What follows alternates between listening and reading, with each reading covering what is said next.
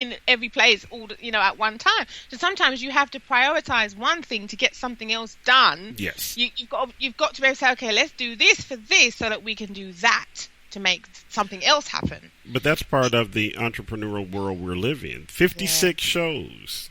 Okay? Mm-hmm. This didn't happen. It doesn't happen overnight, and it doesn't. You don't just snap your fingers and hello genie in the bottle, fairies at the bottom of the garden type moment. No, there's no fairies. As I keep telling people, there are no fairies at the bottom of my garden, and that is partly because, as I have said before, I do not even have a garden. Okay, people. Okay, just letting you know. But, Keros, this is one I have to share with you because this is how remember I said to you that I had certain people just popping up out of the woodwork on me recently? This one is dedicated to you lot out there. Everyone wants to ride with you in the limo, but what you want is someone who will take the bus with you when the limo breaks down. Quoted. Okay, just so you know. I just thought I would just share her wisdom because that is true friends, true family, not these fake people that just want to come mess with you when they think, oh, hi, popping out of the box like a jack in the box. No, bye-bye.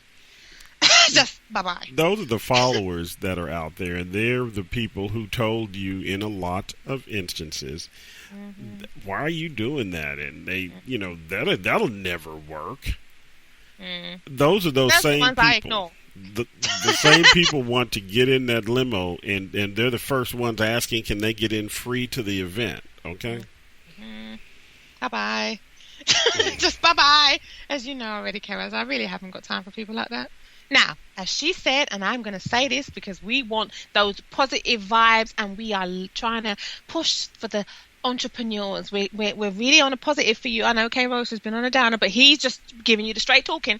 I'm the positivity and light right now. Okay, here we go.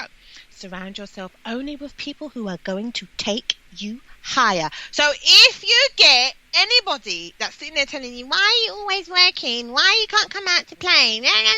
Or they don't want to talk to you no more. I've had that where people just don't want to talk to me no more. They're watching what I'm doing. I'm going to just, hello.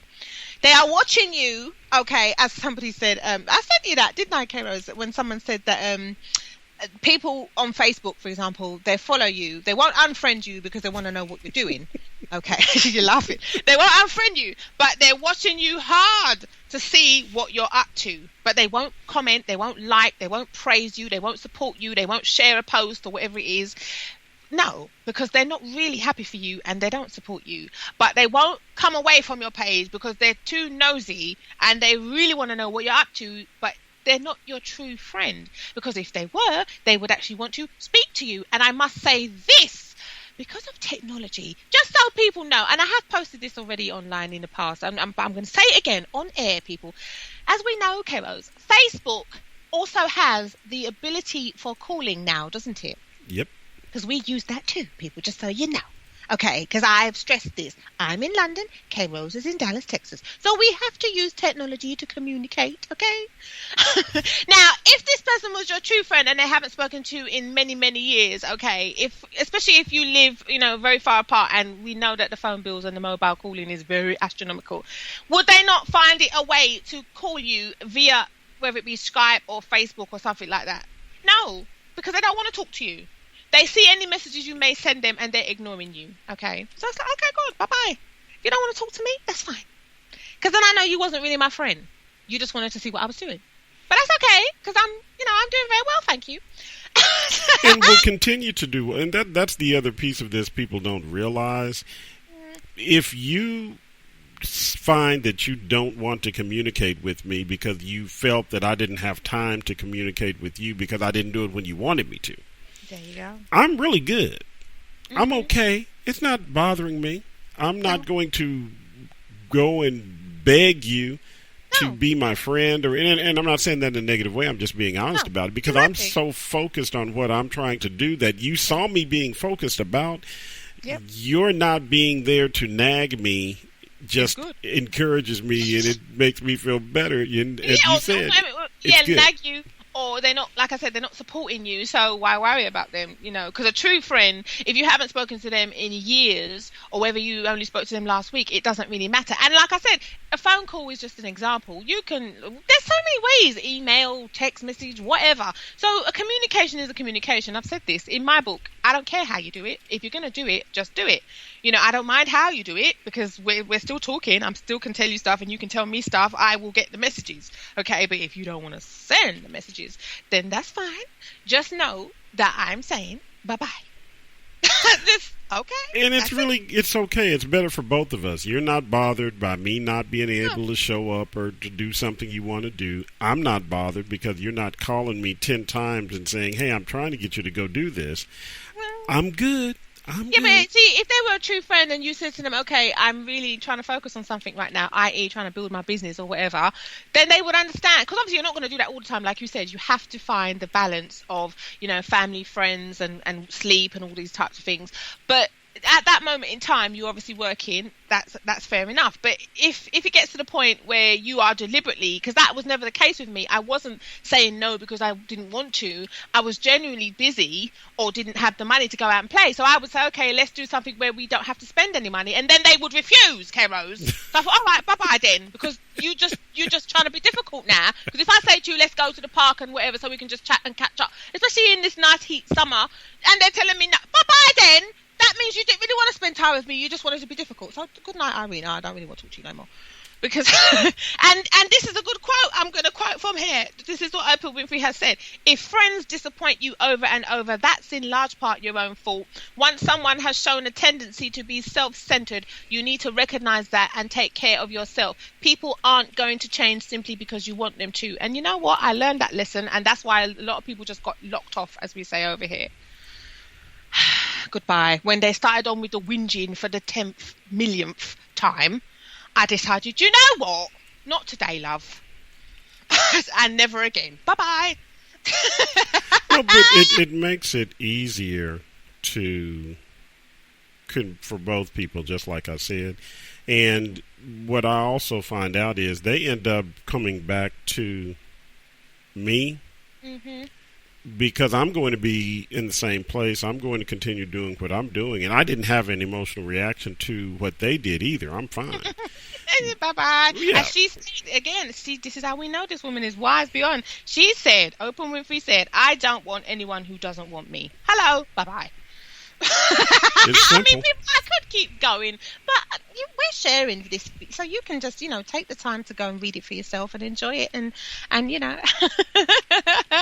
it and see what she's saying, because oh my God, I like this one. Think like a queen. A queen is not afraid to fail. Failure is another stepping stone to greatness. And on that note, I am going to let you guys keep reading the rest for yourself, because that is very, very true. Oh, yes. I like to refer to myself as a UK soul-queen-diva. So there you go. Self-confidence. You have to believe in yourself. That's what you got to do, people. That is part and parcel of today's show of being an entrepreneur. Oh, another one we got to share, K-Rose. A lot of these are in my pod post, just in case you're just joining us and you're not, up to date with what we've been talking about. Link 18, K-Rose. All these people like Warren Buffett and Bill Gates and, oh my goodness, Steve Jobs. I mean, Elon Musk, he's got money. Okay, Mark Zuckerberg. Oh my goodness, Tony Robbins. His story was really interesting when I found out about him, and he was saying, he was fed up of having no money and stuff like that, and he's just suddenly he changed his mindset. And he said from the moment he changed his mindset, I saw an interview years ago, from the moment he changed his mindset, things started to happen for him. And look at him today. I mean, people, you can go and read about, people like Tony Robbins. Obviously we've all heard about Jay-Z. We all know, hello, crazy, it's just music. He's a producer, he's a rapper, he's an entrepreneur. You just think, wow, there's just so many things that these people turn their hand to, and I've never ever seen them look, unconfident about something. They just take it. It's almost like they just believe it, and then because they just get on with it, obviously everyone else has to believe it as well, kind of thing. So it's crazy to me. I love the way they just grab the world They grab the world. I like that. Yeah, they grab the world and they just put it on its axis and just spin it however they want to spin it, kind of thing. It's like, yeah, this is happening and I'm doing this and no one ain't going to tell me no and you're not stopping me. And and as we know, his wife, Ms. Beyonce knows, yes, she's another one who just, well, as she calls herself, was it Sasha Fierce? That's her stage personality. Yeah, there you go. So, hello, she ain't playing. If you're calling yourself Sasha Fierce, you are not messing about. People have to take notice of what she's doing and saying, and she's not taking any prisoners, kind of thing. She just ain't playing, is she? I mean, wow. Well, but that's another part of being an entrepreneur I think people don't understand, and it relates to what you mentioned when you talked about not going to a particular function with someone or doing something with them when they want to do it, or doing it the way they want to do it and spending the money to do it. Entrepreneurs have to have the understanding within themselves that just like leaders do. That's why I say that entrepreneurs can be leaders, but it's not necessarily vice versa. When you're an entrepreneur, you make decisions, and when you make those decisions, they may not all be decisions that are going to work out to the best, but those decisions are ones that you make, and that's part of you being an entrepreneur. You have confidence in what you do when you make the decision, and you do it being in a honest way, and you're doing it not to hurt anyone. It's a morality thing, but you make the decision. A lot of people can't do that. They can't make decisions because they think it's going to affect people, or somebody's going to be upset. Well, being an entrepreneur is tough. Though. Yeah, that's life. And I mean, I'm not being funny. If someone says to you, okay, this is a life-changing decision for you, but you have to make it in the next 5 minutes, you have to, either you make it or you miss out on an opportunity of a lifetime. Hello? That's just what happens, isn't it? You've got to just be able to say, listen, okay, I'm going to do this, or okay, no, I'm not going to do that. I have to say, so far, I haven't had anything that I've regretted to that point, because I've just made a decision. I've had to just roll with it, and I'm like, okay, well, whatever happens, happens, because there was no one else for me to rely on. I couldn't say, and anyway, it's your life, so don't be looking to someone else to make the decision for you. You have to make the decision because you've got to do it, because you've got to live with the consequences, isn't it?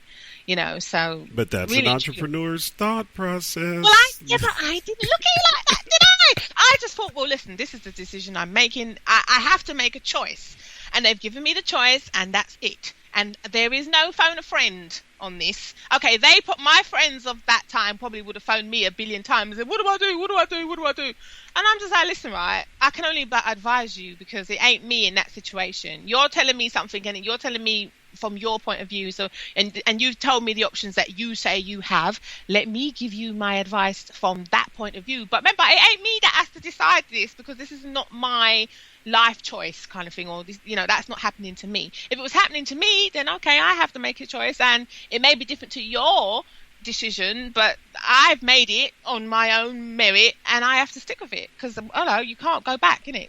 That was the past. This is your present, and you want to live it, but also obviously you're working towards your future. That was the thing I found. So for me, I used to concentrate too much on the future, and I wasn't really enjoying the present, and I was just constantly working. But also I realized, I must say this because I know we're about to go to a short break, heroes, but I realized that if those people that claim to be my friend, for example, did not understand what I was trying to achieve, as you say, as trying to be an entrepreneur and put certain things into motion for my future, then they probably weren't my friends, were they? No. Because they supported me, and they would have been there for me no matter what, because I was there for them unconditionally, and I realized that. And that's when I realized, you know what, this is kind of one-sided, and that's not good. Let me let them, wish them well, wish them a happy life, but let me let them go. And I've realized that, and I've had to start again a few times, and I probably may have to do that again in the future. I'm hoping not so much in future, because I'm hoping that I'll start to finally get more people around me that are really of the same mindset, if you like, but people, well, we're going to take a short break now, and this next song is definitely apt, because as far as I'm concerned, not just in being an entrepreneur, but in life, you definitely have to be a survivor. We'll be right back on the other side after this.